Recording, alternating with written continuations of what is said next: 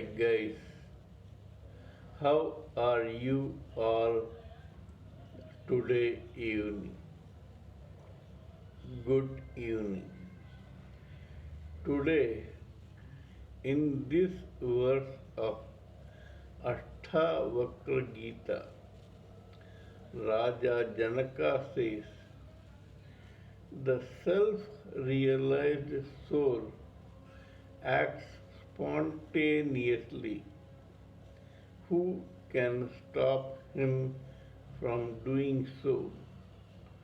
He he or she does not need any preparation or planning because he or she knows this universe inside out. All living entities who are not yet self realized, who identify themselves with their mind body complex, have to make a lot of preparations and planning like education, practice, training, etc. to do a particular job because they are part of this complicated universe where they are subjected to lots of trials, tribulations, rules, regulations, other people's competition, etc. But a self realized soul is not subjected to them because he or she knows what this universe is, how it acts, and how it reacts. Today, I'll give you a few examples of spontaneity by self realized souls. First, we shall talk about none other than Adi Shankaracharya, the monk who constructed four ashramas in four directions of the country. Adi Shankaracharya was a child prodigy. He had intelligence like that of a Siddha. He knew everything beforehand. He need not have planned or prepared for anything. He was only 16 when he became a renunciant. At that age, he may not have got educated on scriptures or other things which make a person an erudite scholar. Yet he defeated all erudite scholars of scriptures all over the country.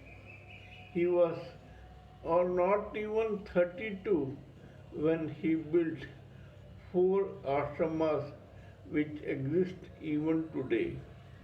One in Kashmir, one in Gujarat, one in Orissa, and one in Karnataka. These four ashramas exist even today and they are specimens of brilliance of a spiritually inclined, self realized soul.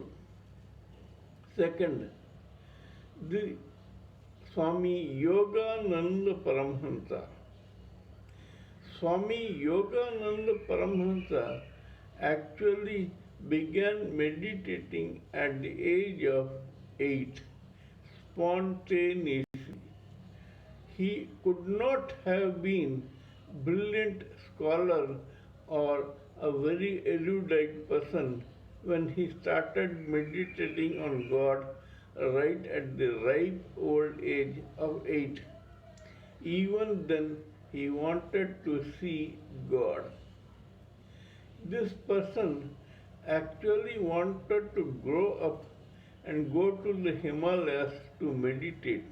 Yet he was advised otherwise by his peers who wanted him to get completely educated, go to America and start International Kriya Yoga Center.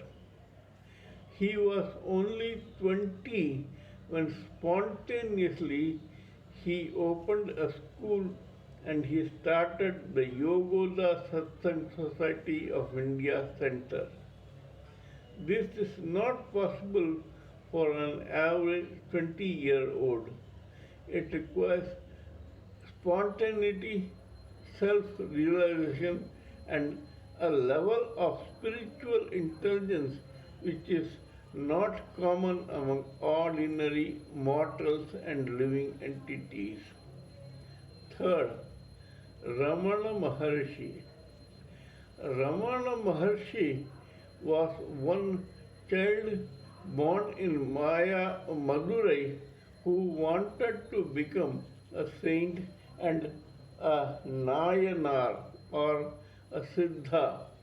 He wanted that just like the images of Nayanars in temples, his image should also appear there. This person had no formal education in scriptures or spiritualism. He was just scared of death and intrigued by it at that age.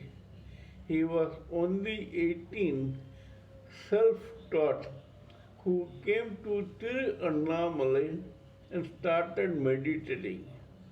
He lived in a radius of 50 kilometers in the hills of Tiruvannamalai all his life. He was probably one of the rarest spiritual leaders whose first disciple was none other than his own mother. Ramana Maharshi was a spiritually inclined, self-realized soul. No rule or regulation of this universe mattered to him or applied to him.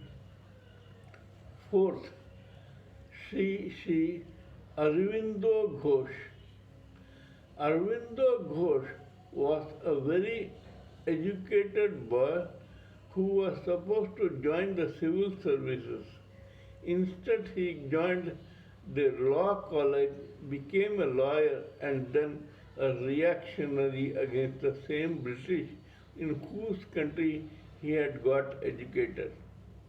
Lo and behold, he was involved in a terrorist attack and he was one of the main accused, where he could have spent his lifetime in a British prison or in the gallows.